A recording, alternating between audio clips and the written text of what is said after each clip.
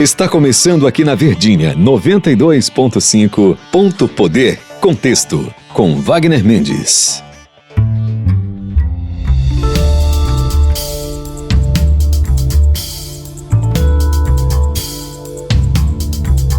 Olá, sejam muito bem-vindos ao Ponto Poder Contexto, aqui na Verdinha FM 92.5 e nas plataformas de áudio. Eu sou o Wagner Mendes, editor e colunista do Ponto Poder, e hoje a gente vai comentar uma declaração do ministro Camilo Santana sobre possivelmente ser candidato aí ainda nessas eleições aqui no Ceará. A gente vai falar também do travamento das comissões na Assembleia Legislativa do Ceará e a relação que isso tem com as eleições deste ano. E também vamos trazer os últimos acontecimentos da política em Brasília. E para começar aqui o nosso programa, vamos receber aqui os nossos colegas, repórteres do Ponto Poder, Igor Cavalcante e Marcos Moreira. Sejam bem-vindos, pessoal. Olá, Wagner, Marcos, Kleber aqui, Kleber Galvão que nos acompanha, todo mundo que também nos acompanha de casa. Um prazer estar aqui novamente. E olha, a política cearense não dá descanso, viu? Todo dia é uma reviravolta, né, Marcos? É isso aí. Sempre muito bom estar de volta aqui, sempre à disposição do Ponto Poder Contexto. Olá, um abraço a todos que nos acompanham. Wagner, Igor, Kleber, sempre um prazer falar de política cearense bombando aí. Pois é, uma semana movimentada que nós acompanhamos. Vamos começar aqui falando de Cid Gomes, viu, Marcos? A gente começou a semana com uma declaração que o senador deu ao colunista do jornal o Povo, o João Paulo Biagi, sobre a questão do distanciamento aí, né, com o ministro Camilo Santana. E aí, na mesma semana, o senador reuniu deputados estaduais em um almoço, né, Marcos? Nessa semana. Isso. Você chegou aí lá para tentar localizar o senador, tentar saber o que aconteceu durante esse almoço. O que é que você conseguiu apurar sobre o conteúdo desse almoço, né, que o senador teve com os aliados aí, com os correligionários do PSB? Pois é, Wagner, foi um dia depois dessa declaração do senador, o Cid se reuniu aqui com a bancada do PSB em Fortaleza, né, a bancada estadual, os deputados, que a bancada alega que foi um pedido, né, do próprio líder dessa bancada, que é o Marcos Sobreira, deputado estadual, e a primeira etapa da apuração foi saber onde era esse almoço, onde é que estava acontecendo. Começou a rolar, foi, claro, um encontro interno, sem agenda com a imprensa, sem perspectiva de coletiva, mas nós tentamos aí apurar onde estava acontecendo, chegamos a ir até lá, mas o senador já tinha saído. Mas nós ainda ouvimos lá, né, que estava o presidente da Assembleia Legislativa, o deputado Romeu Aldigueri, ainda estava no local e deu uma palavrinha com a gente, né, ressaltando que os deputados que tinham solicitado essa agenda com o senador aqui em Fortaleza, que é mais um desses encontros que tem acontecido de maneira rotineira, né, aqui ele tem reunido esses deputados, esse grupo do PSB, e com a ideia, como o Romeu falou ontem pra gente, com a ideia da montagem das chapas, né? A ideia foi discutir aí como serão as chapas aí para eleições, né, gerais agora de 2026, onde serão definidos deputados federais e por aí vai. O próprio presidente da Assembleia disse que a conversa girou em torno desse sentido, novas aquisições, né? Pretendem receber novos nomes aí na janela partidária, também a cota feminina está no radar do partido, então tudo isso foi no bolo aí dessa conversa com o PSB, com os deputados aí do partido. A gente também, claro, questionou, né, se esteve em discussão até para essa própria declaração da proximidade com Camilo, o líder, o presidente da Assembleia fez questão de rechaçar, de diminuir, de qualquer tipo de declaração nesse sentido, disse que é questão da correria, que a relação segue e que o Cid será esse coordenador da campanha pela reeleição do Elmano. Então foi mais ou menos isso, esse balanço aí, através, né, claro, do depoimento do deputado estadual Romeu Aldigueri, presidente da Assembleia. Falando em chapa, teve uma movimentação importante nessa semana, que foi a desfiliação, a expectativa da desfiliação da Jordana Mano, esposa do deputado Júnior Mano e prefeita, sobre a possível candidatura dela a deputada federal nas eleições deste ano. Ela deve ir para o PRD, né, e a expectativa é que ela presida, inclusive, o partido. O Cid tem feito todo esse trabalho de fortalecimento para o PSB, e o desembarque, vamos dizer assim, da Jordana, com essa perspectiva de ser candidata por outro partido, isso acaba também impactando, né, nos resultados do PSB aqui no estado do Ceará. Naturalmente a gente vai acompanhar se de fato a prefeita vai ser candidata, né? Ela diz que é um caminho sem volta, mas a gente só define mesmo quando é no momento certo. Sim, as movimentações desses partidos são interessantes, né? A gente até viu o Podemos também. Ontem o presidente do Podemos, o Bismarck, se reuniu com o Cid. Então acho que esse movimento a gente vai acompanhar muito aí desses outros partidos considerados menores, né? Certamente, a gente vai continuar acompanhando, até para tentar explicar melhor para o nosso ouvinte sobre os impactos dessas movimentações aqui no Ceará. E aí a gente está às vésperas da janela partidária também, e isso pode ser muito importante para o jogo político daqui.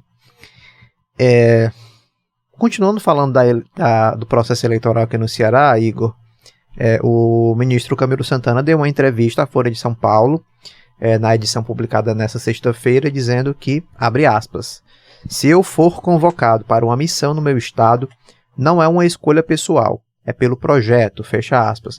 Ele falou disso no contexto aí da defesa da reeleição do Elmano, e sempre tem reforçado que o governador vai ser candidato à reeleição, mas quando ele dá uma declaração dessa, é claro que estava também no contexto de uma fala sobre a candidatura do Fernando Haddad em São Paulo, não era desejo do ministro da Fazenda ser candidato, mas num diálogo aí com o presidente Lula, parece que ele acabou declinando e deve ser candidato em São Paulo. Então, ele fala naturalmente nesse sentido do Fernando Haddad, mas ele cita ele mesmo, né? Ele fala, se eu for convocado para uma missão no meu estado. Já há uma especulação de que ele poderia ser candidato a governador, mas, como eu disse publicamente, ele tem defendido a reeleição do governador Elmano. Igor, como é que você avalia essa fala do ministro, tendo em vista que ele segue defendendo aí o nome do governador Elmano para a reeleição? Wagner, o Camilo, assim, fazendo aqui uma analogia muito usada na política, é como se ele tivesse tentado ali apagar um incêndio jogando gasolina, né? Porque essa especulação sobre ele ser candidato, uma possível candidatura dele de volta, né, aqui a disputar eleições para o governo do estado, é algo que é muito ventilado nos bastidores, assim, tanto por integrantes até mesmo da base, mas principalmente da oposição, porque isso, de certa forma, desestabiliza, ali, cria uma insegurança, um receio. Recentemente, inclusive, o próprio Cid Gomes, o senador, pontuou sobre isso. Ele disse, o Camilo deixar o ministério para ir para o Ceará, se dedicar, e, enfim, focar nessa pré-candidatura do Elmano e do Lula, acaba criando uma sombra. Ele comentou um pouco sobre isso. E aí o esforço que tem sido feito por toda a cúpula ali do PT, da própria base governista, tem sido afastar essa ideia, né? Então, se a gente for, inclusive, olhar nas redes sociais, eu estava até recuperando aqui, algumas publicações do secretário da Casa Civil, Chagas Vieira, né? Que funciona meio como esse porta-voz, assim, né? Que aparece mais aí nas redes sociais, comentando sobre esses assuntos. E aí, pelo menos eu fiz uma busca bem rápida aí nos últimos dias, e pelo menos 2 vezes ele citou esse boato, digamos assim, de que o Camilo poderia ser candidato ao governo do Ceará e não o Elmano nas eleições deste ano, e ele atribui isso nessas publicações dele. Ele diz, eu acho graça, né, que quem tenta plantar esse tipo de história é uma estratégia desesperada da oposição. Então o que a gente vê é que há um esforço até coordenado para tentar diminuir esse boato, para dar uma força, uma segurança a essa pré-candidatura do Elmano.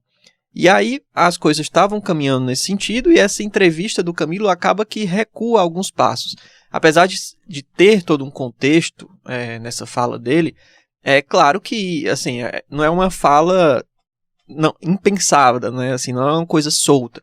É claro que ele pensou ao falar isso, assim, é claro que isso é um assunto que está rondando ali a cúpula, né, dessa articulação, E quando ele solta isso, é claro que vai gerar realmente um burburinho, né? Isso alimenta conversas, alimenta desconfiança, alimenta especulações que, como o próprio governador, quando ele vai falar sobre isso, né, vai falar sobre questão de montagem de chapa para as eleições e tal, ele sempre fala, não vamos antecipar nada por enquanto, porque isso acaba atrapalhando o governo, fica ali, cria uma coisa muito mais de política partidária do que, de fato, de política institucional, né, a forma de conduzir o governo. Mas quando o Camilo traz luz para isso, quando ele diz, olha, é quase não descartando a possibilidade de ser candidato, né, assim, se a cúpula do PT mandar, eu vou ter que aceitar, né? Se o Lula mandar, eu vou ter que aceitar. Então é uma coisa que, assim, para quem tá ali no arco de aliança, você fica, mas espera aí, a qualquer momento as coisas podem mudar, então fica uma coisa que acaba que essa política partidária, ela passa a ganhar território sobre essa política institucional, esse momento bem antes da campanha. E, assim, a gente já tinha essa fala do Cid, né, desse apontamento de que achava que o Camilo não deveria vir para o Ceará para não criar uma sombra sobre o Elmano, coisas do tipo. E aí a gente vê esse movimento do Camilo e vê também um movimento anterior que ele disse que eu vou deixar de fato o ministério, né? Ele já anunciou isso.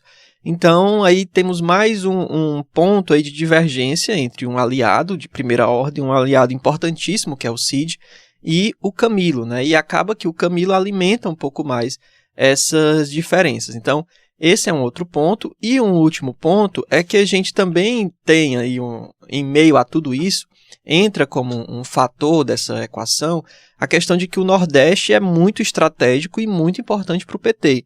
Então, se a gente for considerar aí a montagem, né, essas articulações que estão tendo nesse momento em vários estados, os estados do Nordeste é onde o PT tem mais focado no sentido de ter uma chapa, de liderar essas chapas, e aqui no Ceará principalmente, né? Então é uma eleição que já por si só desperta essa especulação, porque o próprio PT está dando um peso muito grande a esses estados. O PT não quer perder o governo de estados tão estratégicos, como o próprio caso da Bahia, aqui do Ceará, enfim.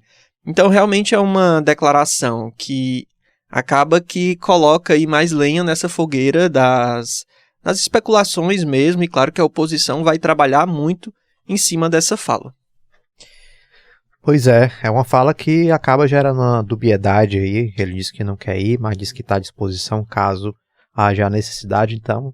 E o ministro vai se desincompatibilizar dentro dos prazos eleitorais, né, para caso haja de fato essa necessidade, ele está à disposição do partido para não perder as eleições aí em outubro deste ano. Agora, Marcos, algo que não está tão ligado à campanha eleitoral, mas tem um impacto, né, quase que diretamente, são as definições das comissões temáticas, né, o andamento das comissões temáticas na Assembleia Legislativa. Qual é a relação que isso tem com o processo eleitoral e por que é que elas estão travadas aí na Assembleia? Pois é, Wagner, é interessante notar como a eleição já mexe, né, com o dia a dia da casa. Nesse contexto, nós estamos às vésperas aí da janela partidária, né, onde os deputados, parlamentares em geral, eles podem mudar de partido, né, sem correr o risco de perder o mandato por infidelidade partidária. Então, agora, nesse período de 6 de março até 5 de abril, essas trocas podem acontecer livremente. O que acontece? Com isso, as comissões da Alessia, elas podem mudar totalmente, por conta que elas são formadas a partir da proporcionalidade dentro da casa. Então, como essa janela partidária está muito próxima e são esperadas grandes mudanças nas bancadas, a mesa diretora da Assembleia resolveu atrasar a designação das comissões. Ou seja, o regimento, ele estabelece que são 10 dias desde a abertura dos trabalhos, ou seja, início de fevereiro, 10 dias para essas comissões elas serem designadas. Nós já estamos agora no final de fevereiro, ou seja, para além desses 10 dias. Então, a Assembleia, por vontade, né, da mesa diretora, resolveu atrasar a designação das comissões para deixar para depois das janelas partidárias. para não correr o risco, né, de ter que mudar, fazer uma provisória e depois mudar todo mundo por conta dessas proporções dentro das bancadas. A questão é que as matérias acabam se concentrando na mesa diretora. A mesa diretora que precisa apreciar essas matérias. Por quê? Porque uma dessas comissões, uma das 21 comissões que ainda aguardam definições, é a Comissão de Constituição, Justiça e Redação, que ela é central para a admissão de matérias na casa, inclusive para dar parecer, e, inclusive quando é em matéria de urgência, que é o mais comum, que é as mensagens do governo chegam com urgência e no próprio plenário a comissão é convocada e dá o seu parecer daquela matéria para ela entrar na votação geral. Como é que está acontecendo agora com esse atraso das comissões? A mesa diretora se reúne e dá o parecer daquela matéria. Qual é a questão aí? Quando é nas comissões, os membros das comissões eles podem ali deliberar, inclusive pedir vistas, né, votar contra o parecer. No caso de indo para a mesa diretora, não. A mesa diretora, apenas quem é da mesa diretora pode dar o seu voto, votar contra, inclusive pedir vistas, que esse é um mecanismo muito usado pela oposição para barrar, né, para desacelerar, vamos dizer assim, o trâmite de uma matéria. E esse trâmite hoje está impossível, porque, na verdade, hoje a mesa diretora só tem um membro da oposição. E então, é essa toda a questão que nós vamos ainda falar mais, que tem gerado aí também críticas da oposição e tudo mais, mas mexe principalmente com o andamento da casa, que tem se concentrado nessas matérias urgentes, matérias do governo, que precisam desse parecer e ganham esse trâmite acelerado. Naturalmente a gente já tem histórico aí de críticas, né, por conta do projeto chegar na Assembleia, geralmente ser votado em regime de urgência, isso com as comissões funcionando, né? Agora com as comissões sem funcionar, parece que fica pior, né? Sim, porque esse trâmite, ele acelera e ele fica ainda mais, né, fechado. Fica restrito, né? A poucas pessoas, mais, né? Exatamente. A mesa diretora são 7. Né? E basta 5 ali para resolver isso, né? Então aquilo fica restrito àquele grupo. É essa a grande reclamação dos deputados, né? Pois é, Igor, isso acaba alimentando a oposição, né, a fazer críticas em relação à questão da transparência e dos debates, dos assuntos que chegam na Assembleia, né?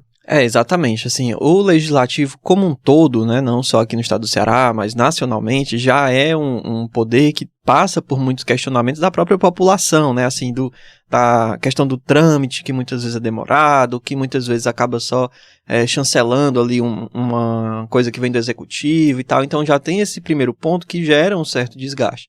E aí, soma-se a isso, aqui no caso do Ceará, principalmente, em que a base governista é muito ampla, assim, praticamente não tem a coisa da divergência, né? Um grupo ali muito pequeno, restrito, que acaba fazendo oposição. Então, ter uma demora como essa, enfim, postergar essa definição como está acontecendo, acaba que a oposição, de fato, é ali a principal prejudicada, né? Porque as matérias chegam do executivo ou são propostas pela base governista e é analisada, assim, basicamente pela mesa composta por governistas, né? Tem um nome ali de oposição. Então, assim, todo esse rito dentro das comissões, todo o trâmite que ocorre dentro da Assembleia, do Legislativo como um todo, é fundamental para a própria população ter acesso às informações do que é aquela proposta, conseguir se posicionar, conseguir se manifestar, se for o caso. A própria oposição tem que ter o espaço, de fato, ali para, mesmo que seja para fazer postergar ali a tramitação, segurar um pouco mais, para as pessoas terem consciência do que é que está sendo votado, que sem essas comissões isso não acontece. Tem um nome ali de oposição que vai conseguir parar ali um pouco, demorar um pouco o projeto, mas não vai ter aquela força de que uma série de comissões, tudo aquilo passando. E aí dentro de um contexto que aí é outra camada aqui do estado do Ceará, em que muitas matérias, e aí a gente sempre cita isso em reportagens, já tivemos várias reportagens sobre isso, muitas matérias são tratadas em regime de urgência, né? Sempre nesse rito mais acelerado, e acaba que as pessoas não têm muitas vezes a condição de ir lá protestar, se manifestar e tal. Então são muitas matérias que acabam passando de uma forma muito acelerada, que o debate não é feito com a cautela necessária, principalmente e muitas vezes temas que são polêmicos, temas que são delicados, e acaba que é mais um fator aí que, de certa forma, distancia um pouco, né, ali o parlamento, o engajamento popular do legislativo, do parlamento. Só um detalhe rapidinho, Wagner. Em relação nós falamos do grupo da oposição, são 10 parlamentares de 46, né? Na mesa diretora nós temos um da oposição. E geralmente o que está acontecendo aqui também, trazendo de forma clara, geralmente esse deputado, que é o Felipe Mota, ele tem ficado na presidência dessa reunião extraordinária da mesa diretora, que delibera no próprio plenário o parecer daquelas matérias urgentes. Ou seja, ele presidindo a mesa, ele só vota em caso de empate. Então ele não vota, não né? vota.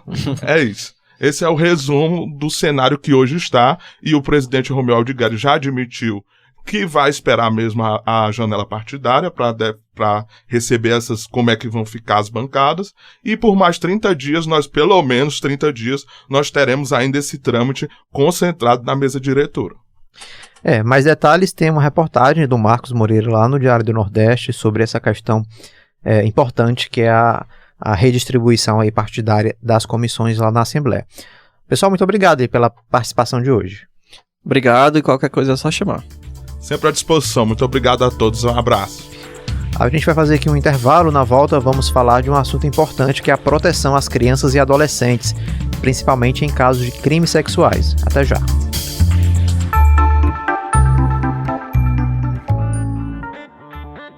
Você está ouvindo Ponto Poder Contexto, aqui na Verdinha 92.5. De volta daqui a pouco. Olá, eu sou Jéssica Welma e venho te fazer um convite para acompanhar a live do Ponto Poder todas as quintas-feiras no YouTube do Diário do Nordeste. Você que gosta de discutir política, está sempre bem antenado, saiba que a gente tem muita discussão para te oferecer. Sua companhia lá vai ser muito bem-vinda, a gente te espera. Você está ouvindo Ponto Poder Contexto, aqui na Verdinha 92.5.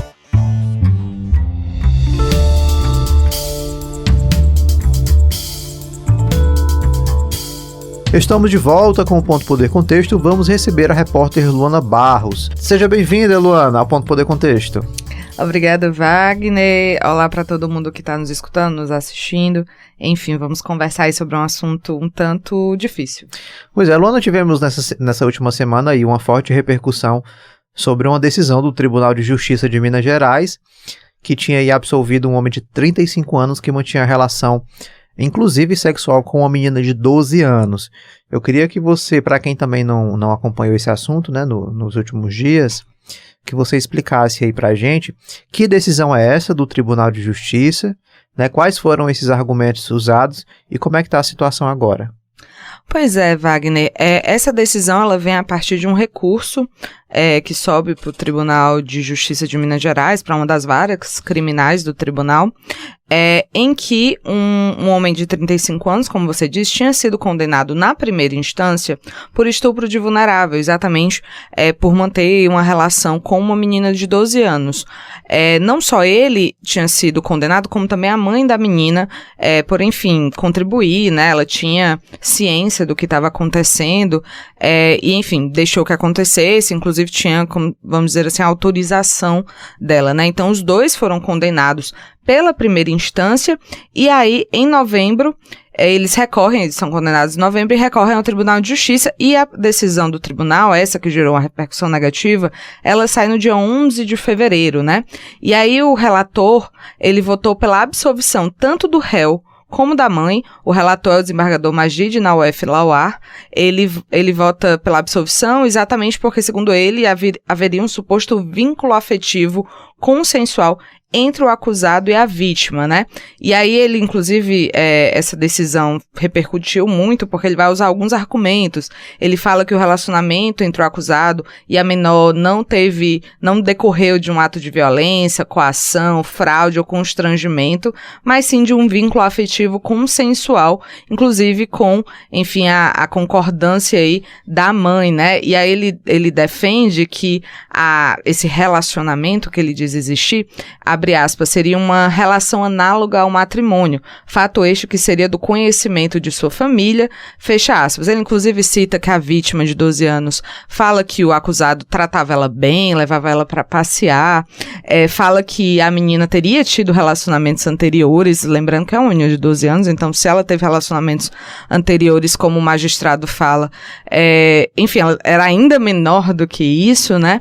E enfim, ele vai citar isso, vai falar que existe uma normalidade na cidade dos dois, que é Indianópolis, no Triângulo Mineiro, uma normalidade de relacionamentos entre adultos e crianças, segundo ele, entre menores, né? E ele chegou, inclusive, a criticar o que chamou de uma ingerência estatal desproporcional em uma realidade familiar consolidada. Então, essa decisão, ela repercutiu muito mal, né? Porque a gente está falando de uma menina menor de 12 anos. E se a gente for destrinchar essa decisão, primeiro ele fala que é uma situação análoga ao matrimônio, o chamado casamento infantil é proibido no Brasil, menores de 16 anos não podem casar no Brasil de jeito nenhum, não há exceções, apenas adolescentes entre 16 e 18 anos podem casar, caso haja aí a autorização de ambos os pais ou uma autorização judicial. Então essa situação análoga ao matrimônio é proibida no Brasil, então ele usa de algo proibido para tentar justificar, e a gente tem que entender que o crime de estupro de vulnerável, ele é previsto no Código Penal, no artigo 207-A, e ele vai falar que todo e qualquer ato libidinoso, ou seja, não necessariamente nem precisa chegar a uma relação sexual, mas qualquer ato libidinoso com menor de 14 anos é estupro de vulnerável, independente se tinha um suposto consentimento da vítima, se essa vítima tinha tido relacionamentos anteriores, não importa. Isso é considerado estupro de vulnerável numa coisa chamada presunção de violência, ou seja, não precisa ter um ato agressivo, aquilo que a gente entende como violência, para ser considerado estupro de vulnerável. Automaticamente, como essa menina é menor de 14 anos, se prevê que essa relação que teria havido com ela é um estupro, é uma violência, porque ela é uma criança, né? Vamos reforçar isso, né?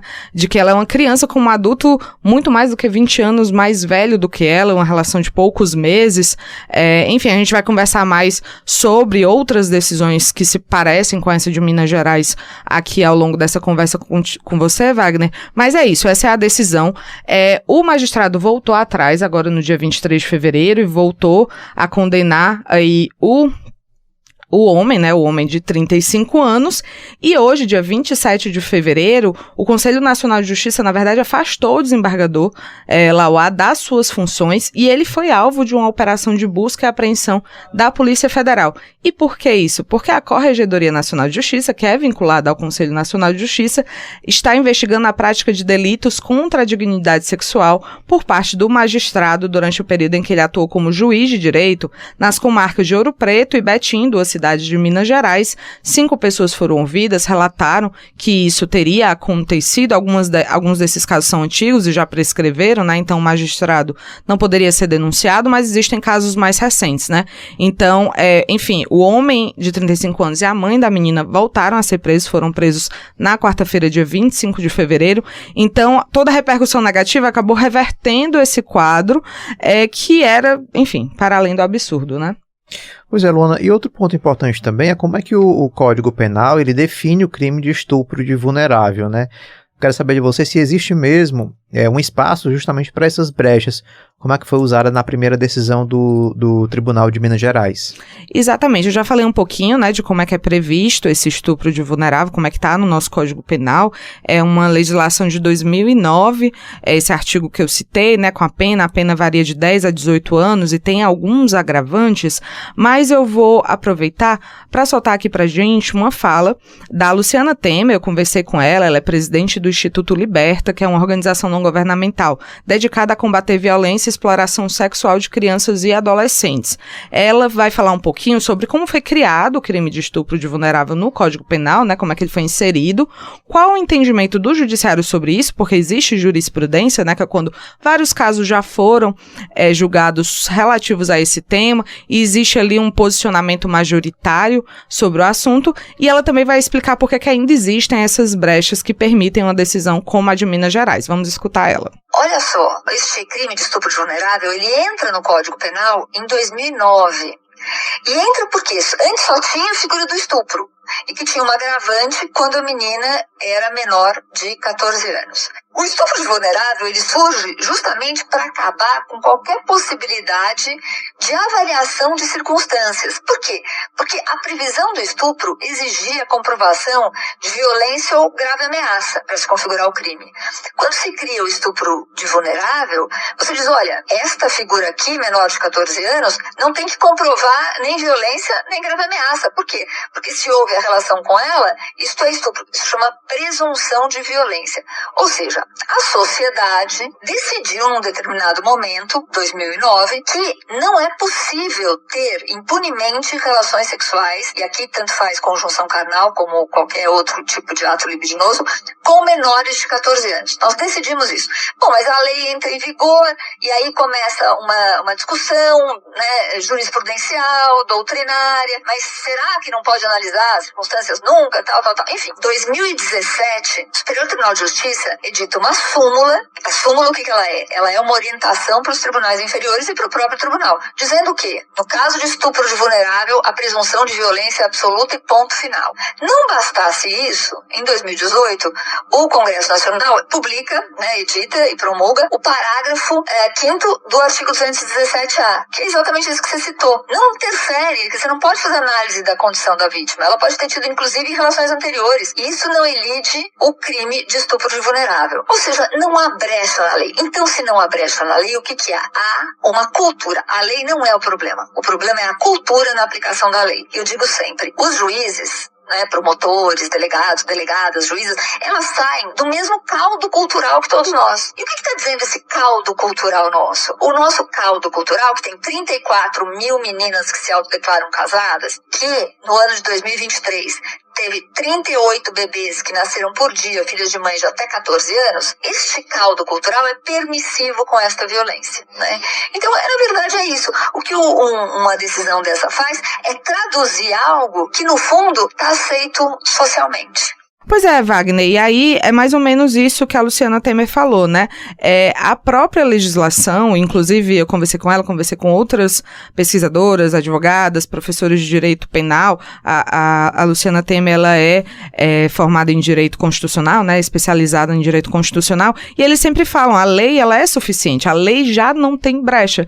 Mas é isso, né? A gente está inserido numa cultura em que 34 mil meninas se autodeclaram casadas, que enfim, as meninas ainda são as maiores vítimas de abuso sexual, então a gente vive numa cultura e isso é mais complexo de se modificar.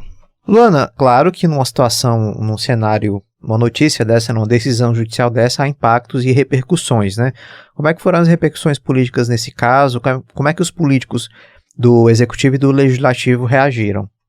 Pois é, Wagner, a gente teve muitas manifestações, na verdade, e eu acho que o que é interessante nesse caso, a gente tem sempre que lembrar que a gente vive um país polarizado, em que muitas vezes adversários políticos se transformam em inimigos políticos, e é até difícil você ver pessoas que são muito distintas, estão muito longe no espectro político, elas concordarem. E foi o que aconteceu nesse caso. A gente teve figuras como a Erika Hilton, que é do PSOL, a Duda Salabert, que é do PDT, e o Nicolas Ferreira, que é do PL, todas concordando. Eu estou dando aqui exemplos, porque são figuras que, inclusive, entram em embates entre elas, né?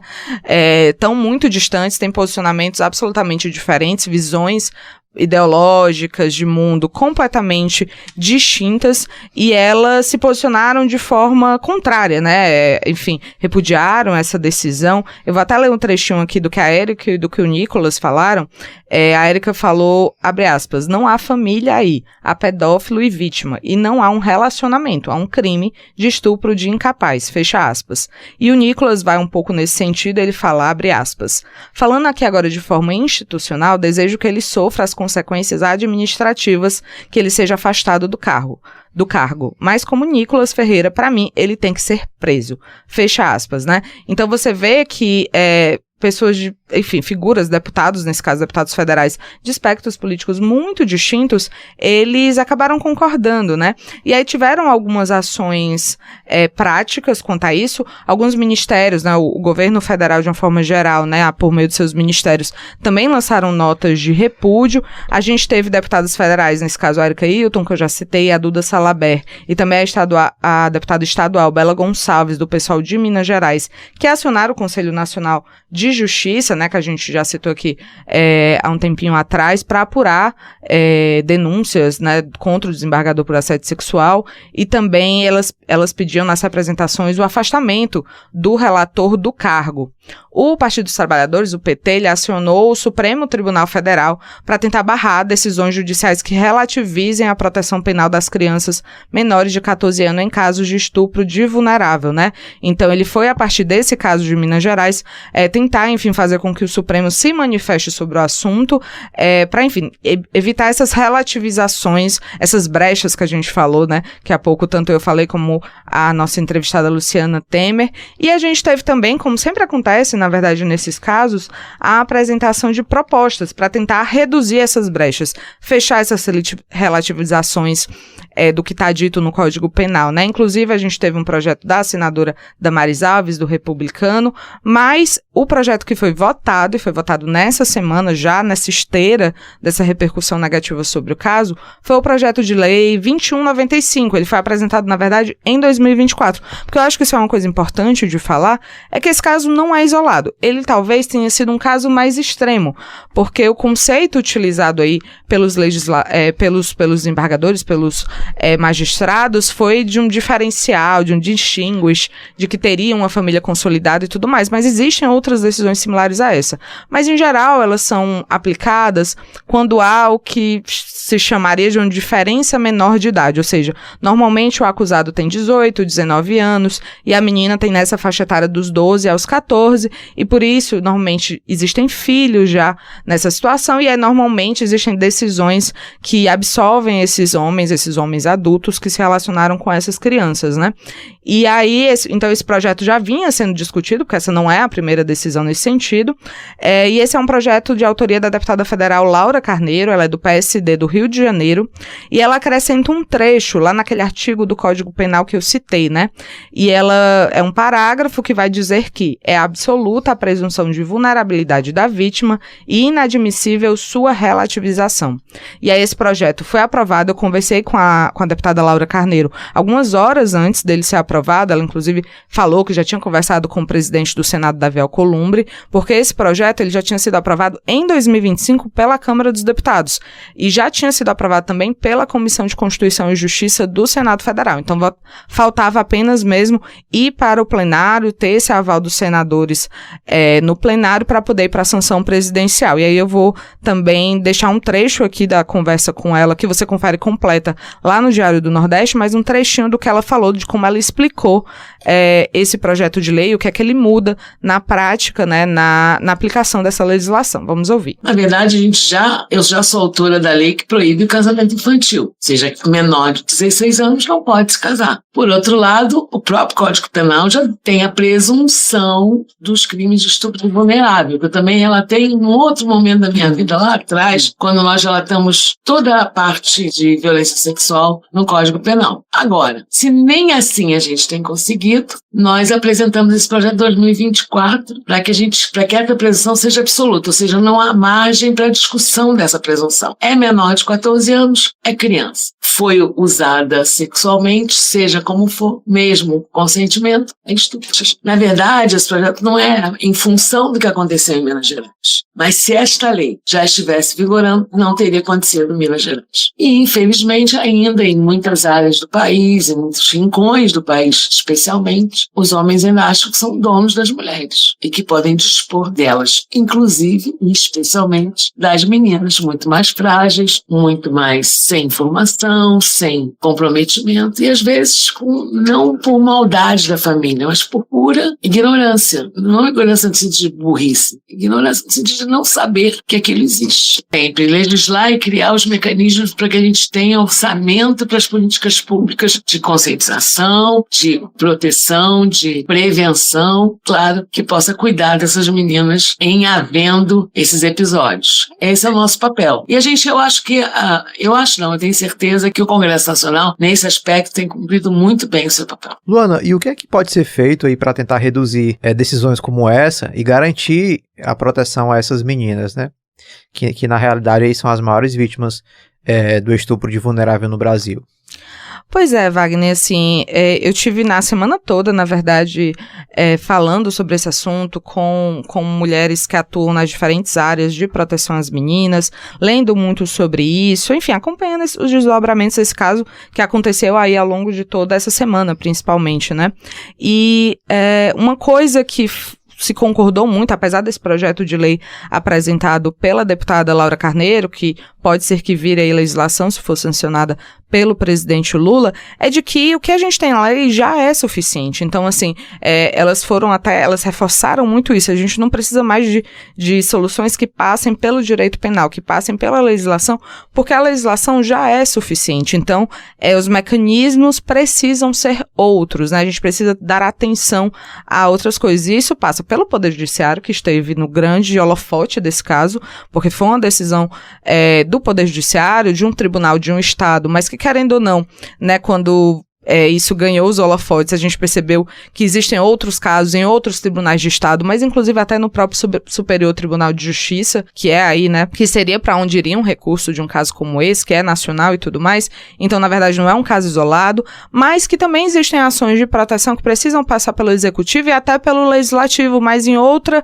seara, na seara de garantir orçamento para a proteção dessas meninas, na seara de fiscalizar essas ações ou de pensar projetos para um sistema e uma rede, e aí elas reforçaram muito isso, né, a rede de proteção e prevenção, porque mais que punir, porque precisa punir, precisa prender esses homens, que são a maioria, né, os homens que se relacionam com crianças, com meninas, mas também, enfim, meninos também são vítimas disso, também sofrem estupro de vulnerável, mesmo que é um percentual menor, mas qualquer criança, qualquer adolescente sofrendo com isso já é um número alto, né, então elas falam disso, da rede de prevenção, da rede de proteção, porque uma vez que a violência aconteça, mesmo que haja uma punição, mesmo que, enfim, isso siga à risca, né, todos os ritos, ainda assim aquela criança não vai se recuperar da mesma forma, não vai viver da mesma forma. E é claro, se a violência existe, uma rede de acolhimento.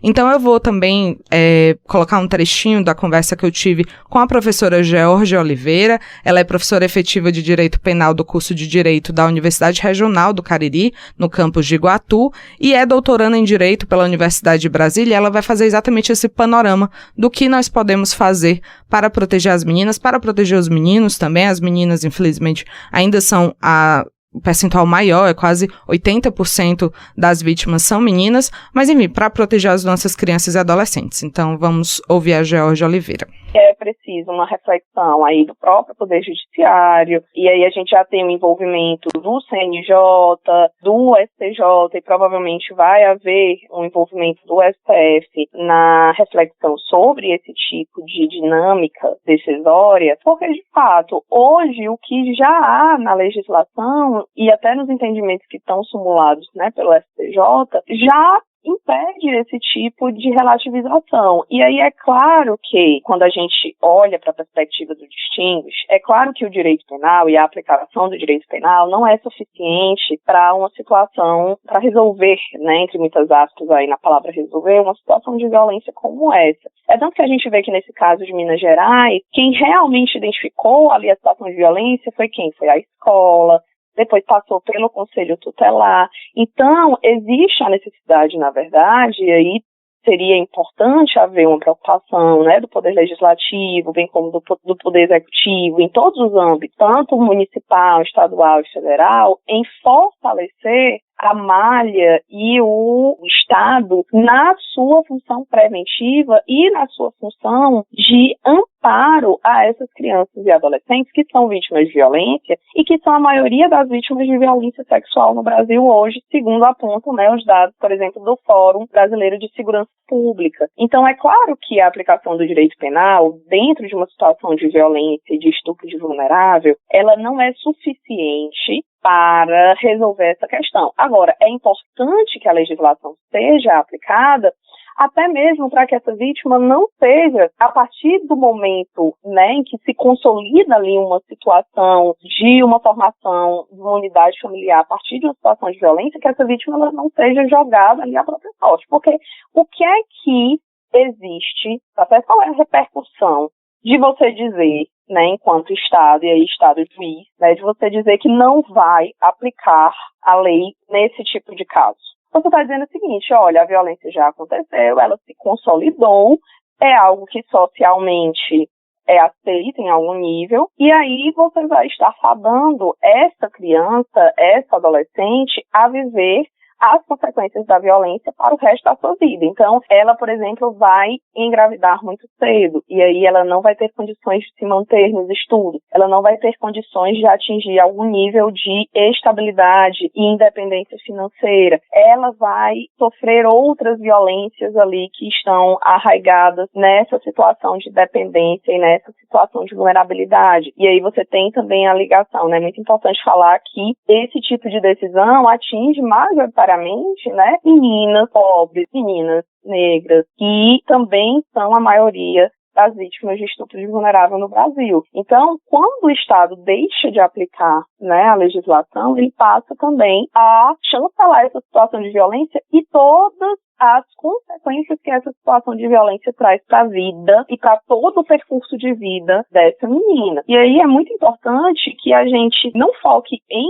soluções simbólicas e não foque em meras alterações de uma lei que já traz muito claramente o que é a presunção de violência, o que é a impossibilidade do menor de 14 anos de consentir, o que é a aplicação independentemente de qualquer tipo de experiência sexual ou amorosa anterior. E é importante que a gente faça uma reflexão enquanto, primeiro, né, juristas, e aí envolvendo o Poder Judiciário, a sociedade e a nossa formação jurídica, que é algo que tem acontecido a partir desse caso, mas que eu temo que também possa gerar uma situação de muita individualização e de pegar esse caso para ser um bode expiatório e não haver realmente uma mudança de entendimento, mas a gente também precisa focar em perspectivas de prevenção efetivas e de acompanhamento dessas situações de violência com uma intervenção para além do direito penal, uma intervenção de apoio financeiro, de apoio emocional, de apoio psicológico para essas vítimas. É isso, Wagner. Enfim, é um assunto que não se esgota, né? Um assunto...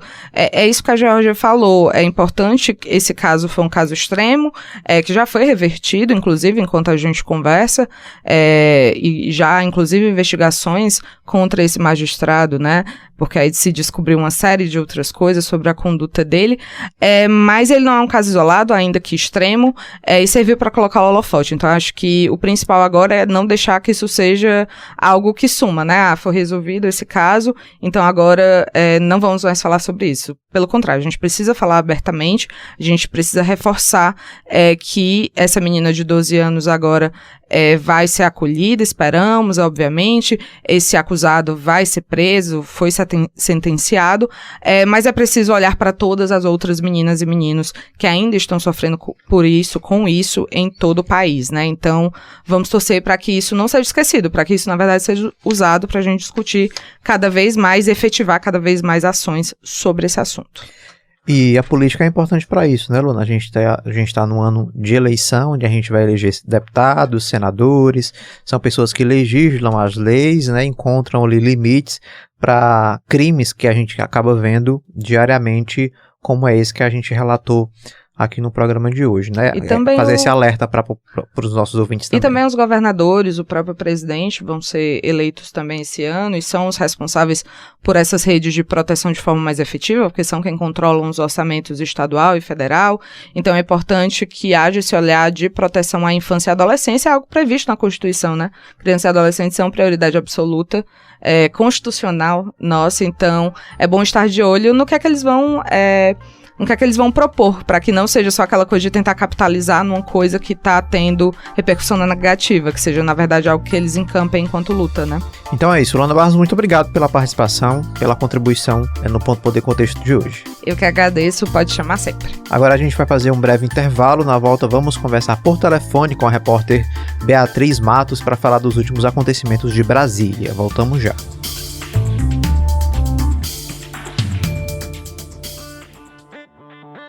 Você está ouvindo Ponto Poder Contexto, aqui na Verdinha 92.5. De volta daqui a pouco. Olá, eu sou Jéssica Welma e venho te fazer um convite para acompanhar a live do Ponto Poder todas as quintas-feiras no YouTube do Diário do Nordeste. Você que gosta de discutir política, está sempre bem antenado, saiba que a gente tem muita discussão para te oferecer. Sua companhia lá vai ser muito bem-vinda, a gente te espera. Você está ouvindo Ponto Poder Contexto, aqui na Verdinha 92.5.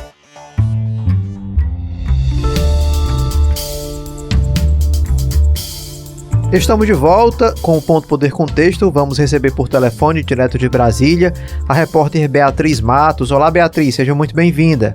Olá, Wagner, muito obrigada. É sempre bom aqui estar presente, trazendo esses bastidores aqui da política em Brasília. Pois é, Beatriz, e um dos assuntos aí que acabou tomando conta do noticiário na semana é essa expectativa de federação, né, dos partidos aí da Federação Brasil da Esperança, que é PT, PV e PCdoB, juntamente com o PT, a outra federação que é PSOL e Rede, né? Então a gente está aí nessa expectativa dessa federação. É um ano importante para essas movimentações, e aí há posicionamentos de um lado, há posicionamentos de outro sobre a possibilidade desses partidos se unirem em uma nova federação. O que é que você apurou aí de Brasília? O que é que está sendo comentado por Brasília a respeito da possibilidade dessa nova federação? Olha, Wagner, estive conversando aqui com alguns parlamentares que integram essas legendas e a impressão que dá é que talvez essa superfederação aí com os partidos da esquerda não vingue totalmente, porque tem partido que não quer estar na mesma federação que o PT. É o caso, por exemplo, do Partido Rede de Sustentabilidade, e eu vou trazer aqui logo mais os detalhes dessas articulações, né? Atualmente, o PT, ele tem uma federação hoje com o Brasil da Esperança, né, o Partido Verde, o PCdoB, e também agora, né, em conversa com o deputado Pedro Uczai, que inclusive é líder do PT na Câmara, para saber como estariam essas articulações sobre essa possível federação, ele afirmou que existe sim esse diálogo do PT com todos esses partidos, né, esses demais partidos que você citou, mas principalmente com o PSOL.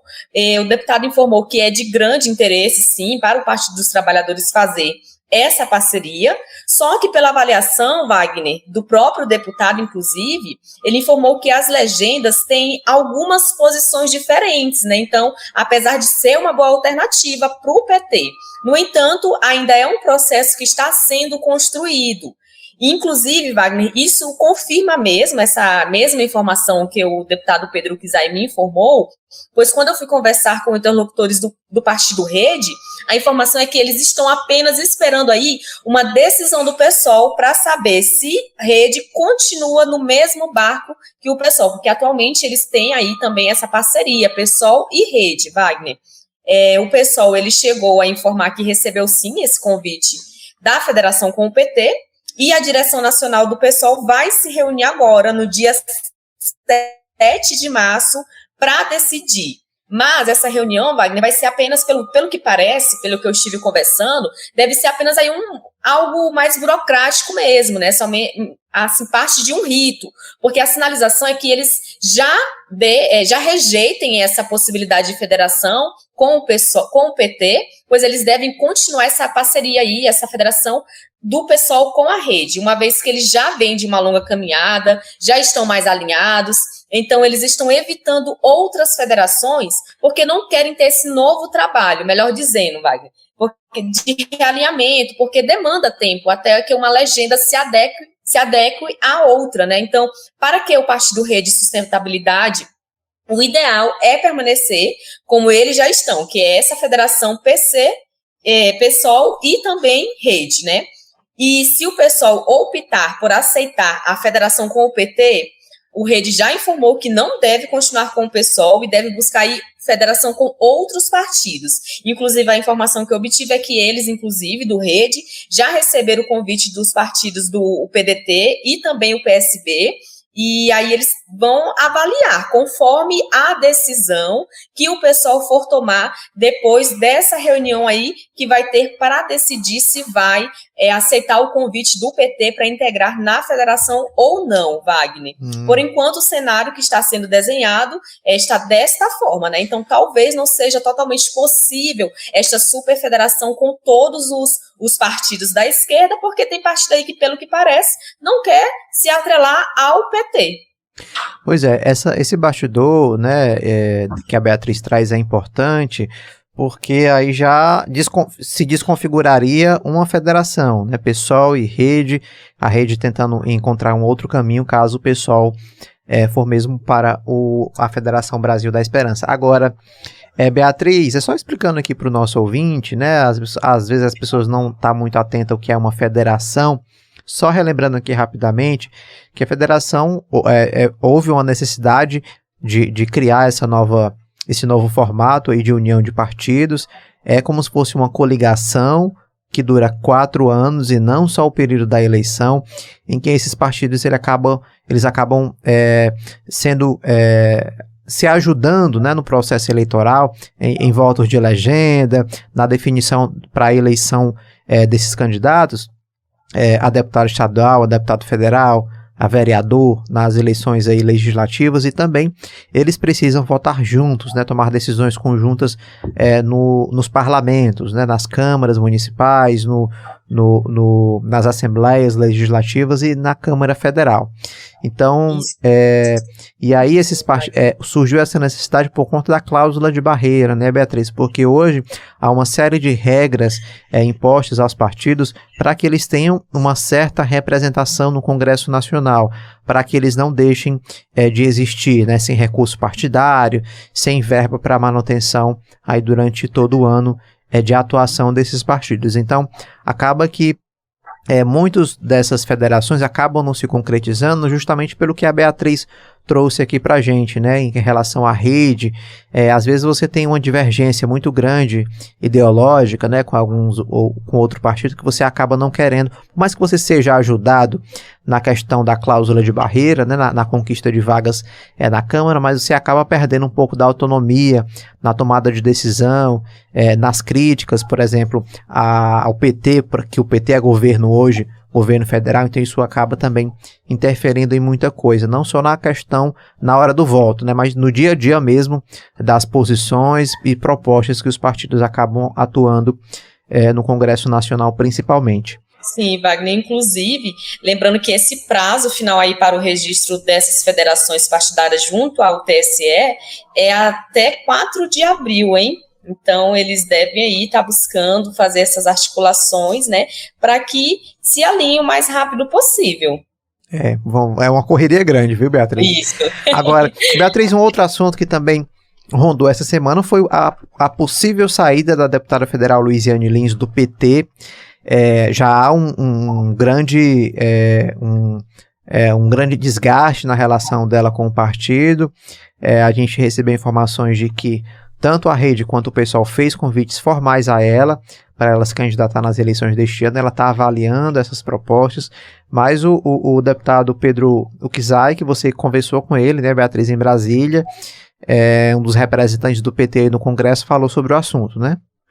Isso mesmo, Wagner, a deputada Luiziane Lins aí, né, como você bem falou, já anda insatisfeita e inclusive não é segredo para ninguém, né, conforme o próprio Wagner traz aí na coluna dele, e já são 37 anos, né, uma história longa aí na legenda do PT. Em conversa aí com o líder, que é o deputado Pedro Kizai, para saber o que ele achava dessa decisão da deputada, ou se ele tentaria reverter essa situação, ele informou que esse processo ainda está um pouco interno, né, e a deputada ainda está fazendo suas avaliações, mas ele disse que quer ter ainda uma oportunidade de conversar com a deputada antes que ela tome qualquer decisão, né? Ele disse que tem esse interesse de contribuir com o diálogo entre a deputada, né, para verificar se ela muda de ideia, para verificar o que pode ser feito a respeito. Inclusive, ele até teceu elogios à Luiziane, disse que ela é uma grande deputada e, como líder, ele gostaria que ela permanecesse no PT, Wagner.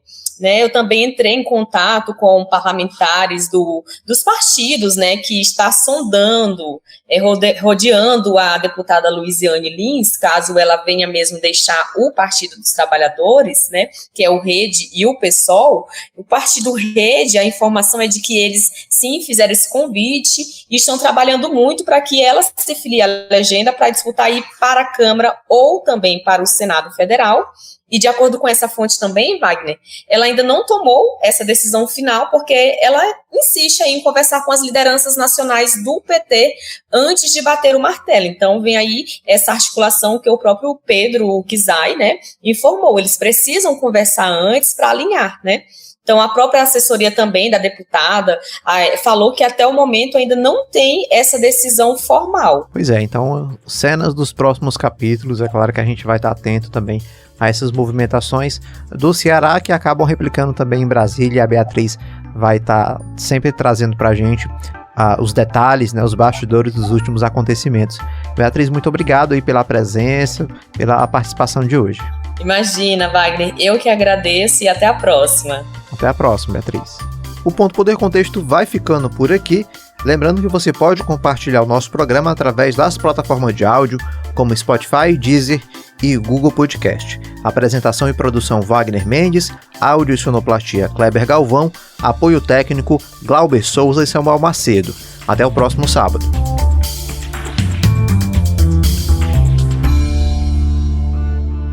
Você ouviu Ponto Poder Contexto. De volta na próxima semana, aqui na